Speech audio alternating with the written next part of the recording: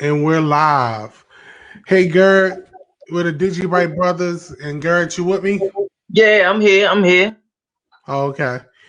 Just wanted to start the episode off by going over some DigiByte stats. But first, this is the podcast episode 5 with me and Garrett, January 31st, 2021. DigiByte price is at 2.7 cents. The market cap is 389,276,421. The volume for the day for the last 24 hours was 37 million. And we currently have about 13.9 billion coins in circulation. What you think about that, Garrett? Man, this is that's awesome. I think we on to something here. Um man, you know what? I like to have a discussion about what we actually saw this past week. Like Yeah. what in the world? We had Dogecoin shoot up, we had DigiByte shoot up, we had a lot of altcoins actually shoot up, get pumped up.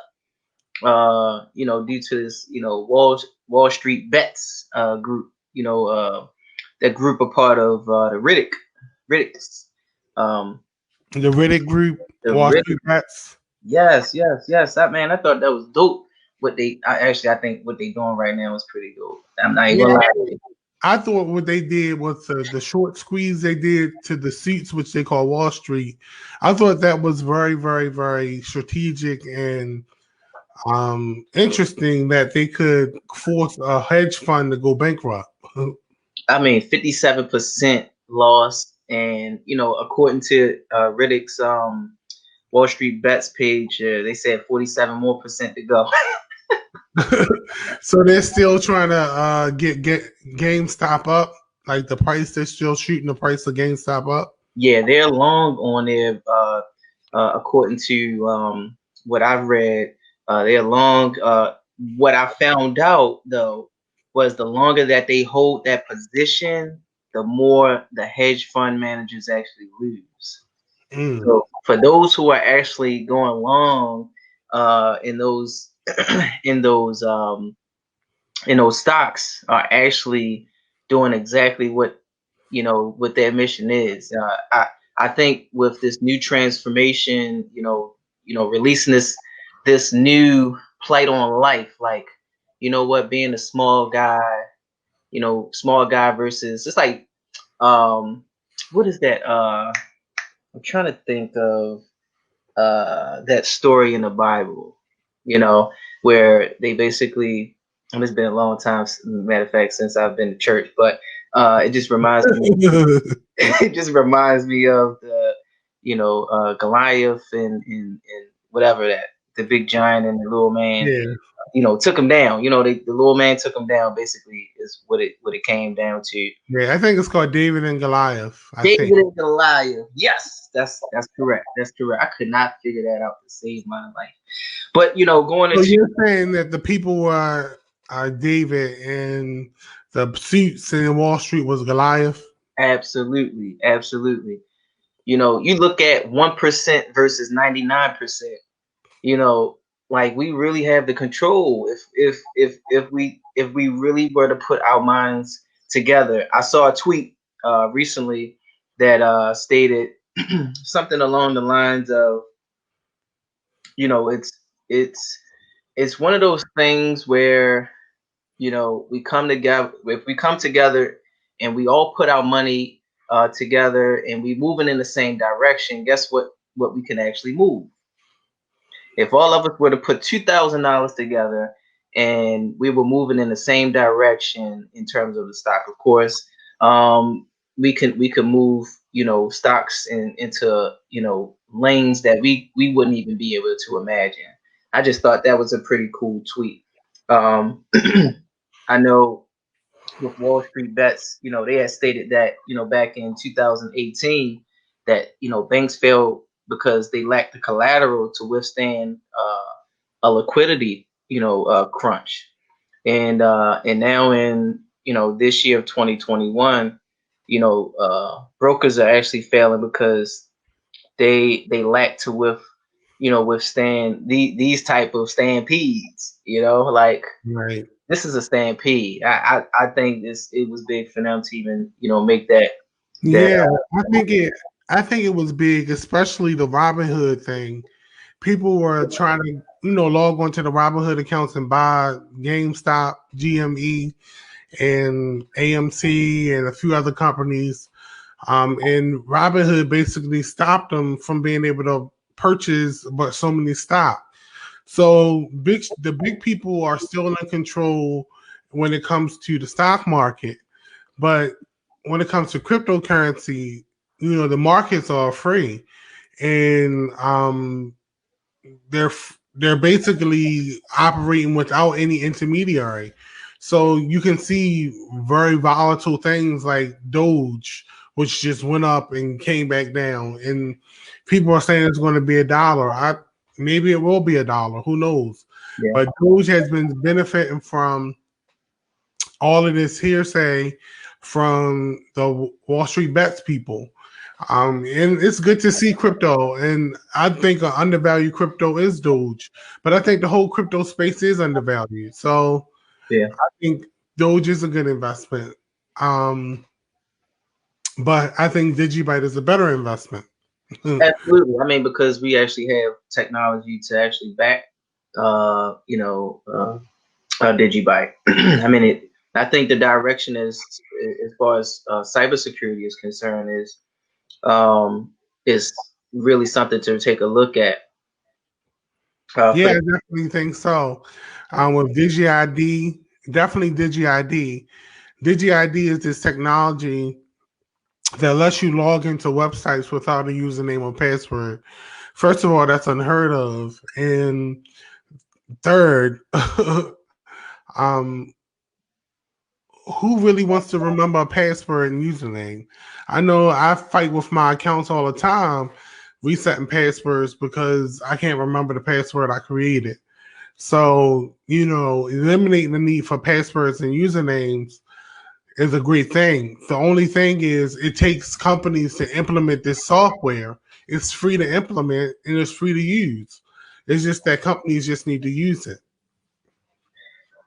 Yeah, yeah. I mean, the more we have these conversations, inter groups, having these conversations, like almost, being that voice that most people don't even know, about DigiByte. We continue to go out speaking, informing people that hey, DigiByte is an option, to really consider, even though we're not on, some of the bigger exchanges. I think for us, we are in a position to continue to accumulate, and when it does hit, and when it does rise, that we are able to, look at financial freedom and just our liberties a little bit differently. We just look at life differently once that happens. I mean, just the technology alone is something that I'm actually looking forward to using in my life, because I have so many accounts that I log into, and I'm like, man, I'm tired of doing this username and password, and you got to reset every 30 days, 30 to 90 days. Who wants to deal with that? I'm tired Right. of it already. So, Garrett, What's up? if you read about the company Marathon, which is a NASDAQ company, it's listed on NASDAQ, and they're currently mining Bitcoin. But they brought $150 million worth of Bitcoin, which is about 4,813 Bitcoin, for their company's treasury. And Wow. not only did they just recently make a huge purchase of Bitcoin, they're upgrading their hash rate, which is the computers that they have mining Bitcoin, to the point where they'll get between 55 and 60 Bitcoin a day. Dang. So this company, Marathon, is really Bitcoin driven, and I think I need to buy some of its stock. Yo, I am with you on that one. Actually, I just, I'm trying to fund my E-Trade account right now. Not a bad move.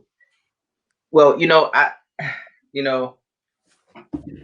I'm excited, man, that we actually have we're in a time, in a space where, you know, we are in the middle of it all. You know, no one actually knows what direction things are going to go specifically, but we know there's some things that are happening behind the scenes, um, that's going to have crypto really being used and adopted in a way that once we get out of, you know, COVID, restrictions, and, you know, get a handle on things, life is going to look so much different. It's going to look so much differently. I mean, can you really imagine, you know, once we are able to go out and really, you know, commingle with others, that these technologies that we're talking about are going to be, you know, things that, you know, we're going to look at and be like, wow, dang, this much has changed. I mean, can you really like fathom that? Right. I don't know. I don't know when we're gonna walk outside together without masks, and I don't know if we ever will. But what I do know is that the world is changing quickly while we're sitting in our homes waiting on the world to get back to normal. Um, but one thing that I did read up on was college um, endowments. And Howard University, Yale University, Brown University, and the University of Michigan all have reported that they have purchased Bitcoin for their endowments, which is great because Bitcoin is this uber fast appreciating asset that jumps in thousands of dollars in appreciation. So it's good that they have this in their portfolios for their endowments. I wish historically black colleges and other colleges, community colleges, and all colleges get their endowments some Bitcoin because I think, well, you know, you had this company Marathon buying 4,813 of them. It would be nice if colleges own some too. What you think? Man, I think them actually being the pioneers and being, you know, forward thinking, and actually going forward buying this Bitcoin, is going to have other colleges and universities really reconsider, like, hey, you know, that is an option for us to go and purchase. I believe it's probably a good thing, especially right now, with the potential that Bitcoin is going to hit 100,000 at some point in the future. I mean, why wouldn't you want to, you know, buy you a couple 100,000 Bitcoin if you can afford to do so, to protect the interests or the community that you serve? Man, maybe we need to go to our you know, our HBCUs and really say, hey, look, you know, Bitcoin, you know, come Yeah, holler at us, you know. yeah, definitely. So I heard about the BMW. Tell me more about it. Yeah, so yeah, I had came across an article about a US man installing crypto mining rigs in his hybrid BMW sports car. The dude name was Simon Burns. He actually put a system together that comprised of six NVIDIA RTX 3080s graphic cards. I mean, they're popular with mining Ethereum, um, which can be actually used while driving. But this dude, he actually he makes close to $150,000 a year doing this out of his car. Can you Wow. freaking? Oh my god! And but you know, but the hood of the car actually has to be up while he's doing that, because it. Oh, okay. So he can't drive around with it. Yeah, he can't. He got to have the hood of in the back, because the engine's in the back. Oh, The okay. engine's in the back of the car. Yeah. So he can still drive with it while. He can still drive. He can still drive with it. He just got to have his. I would say trunk, but it's really his hood. Yeah. But I thought that was pretty cool. You know, to actually come across that. Um, Now I know Goldman Sachs. I came across another article stating about Goldman Sachs executives claiming that the Wall Street bets trend could actually take down the system. Really? Yes, yeah. So the conversation that we had earlier, is sparking like this new hot topic of, okay, so if they're able to take down the system, and this is probably why regulations and in things that are going on politically regarding this matter is going to play a pivotal role in how the financial system is actually going to go down or stay the way it is. um, if it goes down, I think cryptocurrency being adopted is going to be very instrumental and pivotal in how we actually use and implement, and how fast we're going to actually implement this technology. I think Wall Street bets are really being the pioneers of this transformation to crypto. Yeah. Um, So I really hope that Wall Street bets really get people into crypto. I mean, really into crypto, like buying Bitcoin and Doge and DigiByte. I hope that this movement is about getting people involved with cryptocurrency. yeah, totally. Yeah, so back to Soldier Boy, we got Soldier Boy involved in DigiByte. He chose DigiByte, but we was trying to get him to do more, and we have.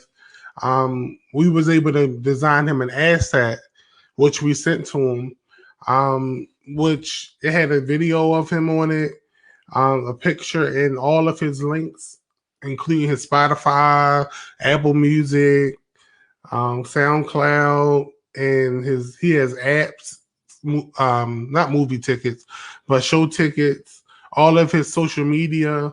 So we did all of this and put it on a Digi asset, which is the alternative coin on the DigiByte network. It's an alternative to DigiByte, but the coin operates on the DigiByte network. So yeah, it's exciting, and I've been in talks with him. Hopefully, he'll bring some more information and light to Digi assets. What you think? Yeah, I mean, I'm hoping that he actually sees DigiByte in the way that we can actually use the marketing exposure, because this is a good technology, to actually support. I mean, to actually support, and then on top of that, you invested. So why not, at least make an attempt to put it out there? Hey, DGB, go check them out. But again, that goes to say that once he's informed or more educated on what it actually does, he'll see the value much more clearly. Um, and want to support it in that type of way. I think the creation of the non fungible token is definitely going to be a banger. I think that was a great idea when he had posted about an NFT token. Um, do you actually have the tweet that shows like a demo of the non fungible token? Yeah, I do have a demo of it. If people want to see it, I do have a demo. Hmm. Okay. Yeah, Well, did you want to show them on this podcast, or you wanted to? I won't be able to show them on the podcast because I would have to prepare for that. Gotcha. But what Done. I can do is, if anybody wants to see it on Twitter, I'll post it on Twitter. Okay, and then we can also post it on the YouTube um, under our description where you can take a look and see the demo. Right? Is that even possible to have the hyperlink on Twitter on the description of the video? I'll put it in the comments of the Okay. video. Okay. All right. Cool. But yeah, I thought that was cool, man. Who else was actually in on that? I forgot to ask. Mike Albee and Rudy, Mike and Rudy were on it. They both stepped up, helped. Mike did a great job with consolidating all the information, and Rudy and his leadership helped out a lot, just guiding us on how to get him exposed to it and how to, set it up for Twitter. It was a good. I worked with Mike and Rudy on it, and it was a good positive work experience. Man, shout out to you guys. For putting that together. Can't wait to continue to work with you guys in on these type of projects. Again, DigiByte is a volunteer based movement. You know, nobody's getting paid for doing any of this. We all are in it for the technology, some for the money as well, but uh, those who are invested in it. Um, but I actually like the relationships that it actually that is yielded from being a part of the DigiByte community. How about you, Mike? What you say about that? Yeah, I definitely enjoy being a volunteer for the DigiByte community because I think it's important for us to advertise our investments. Not advertise what we have as in our investments, but if you're a part of a decentralized community, you got to help grow the community by advertising and doing different things to help other people see the value in the product. Facts, facts. I know we're coming up on our last few minutes. I know going forward, you know, we ask that people who are supporting us, uh, that when you go on Twitter, like and retweet DigiByte, uh, the more people that we have engaged, it gets more of us the exposure, the DigiByte exposure for those who don't really understand. A lot of our posts are informational, really geared towards beginners, learning how to onboard. We do talk about other, topics and subjects, but essentially, the more people that are supporting us, on this, we would like to thank you in advance. Go on Twitter, check us out, Facebook. Also, special shout outs, to the DigiByte, team foundation. I know on Twitter and Mike, I had Mhm. this shout out early in the morning. It was like 7 a.m. and I left my main man out of the tweet, and that's Script. Script. Yeah. I apologize, man. You are the best. You rock it. It was early in the AM. I don't even know how. I knew that I had missed somebody. That's why I put that little caption. For those who I missed, it was not on purpose. It was not on purpose, but Script. We honestly, the DigiByte brothers, we appreciate you and your leadership. When it comes to interviewing and giving us, some great content, you are there. You are there. Um, for everyone else that goes on Twitter, man, keep on, keep us, in your tweets, the DigiByte brothers, DGB, hashtag DigiByte. We're trying to continue to push this simply because this is the future and we are ahead of time. We are way ahead of time. Yeah, we're definitely before our time with this project.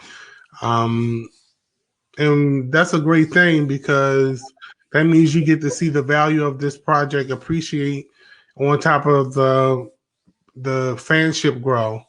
Um, it's a good thing to see more and more people getting involved with Digibite. Absolutely. Oh, I forgot to mention. Did you see before we go? Did you see Jared Tate's tweet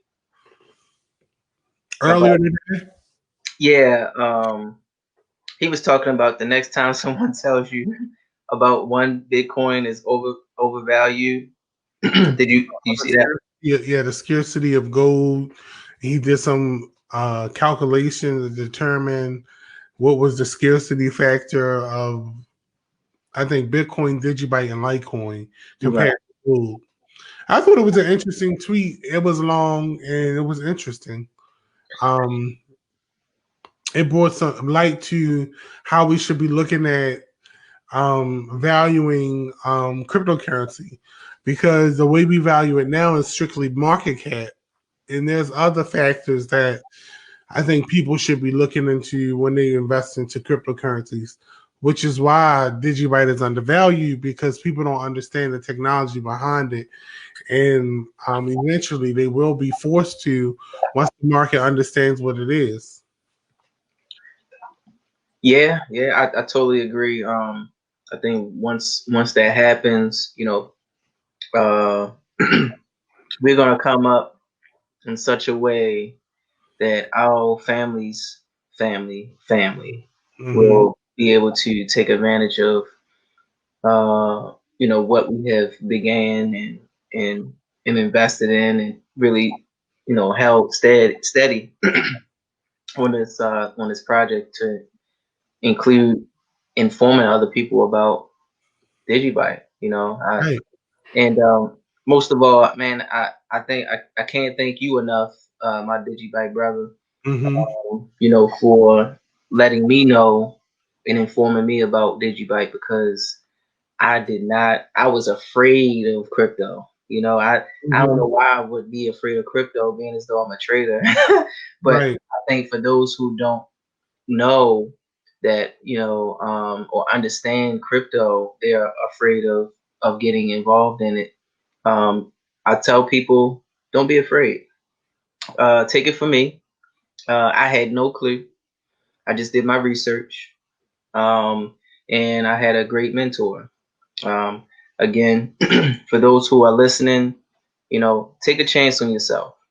Don't invest more than what you can afford to lose. Um, a lot of people can't afford to lose anything, but take a chance. Take a chance on yourself. And, that chance on yourself could just be reading up on what blockchain technology is, what POW is, proof of work, what Mm-hmm. all of these different terms. Just look them up.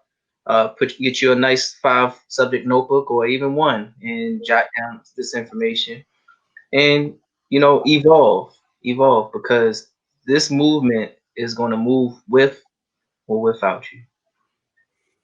And this is true. In closing, be true to who you are. Invest what you can. Don't overdo it. Uh, in that, we appreciate everyone that's tuned in, that supports us. Again, I can't thank you enough. Um, this time, Mike, you can close it. I'll let you close it. Hey guys, this has been podcast episode 5, January 31st, 2020. And this is the DigiByte Brothers tuning out. Thanks for listening. Out.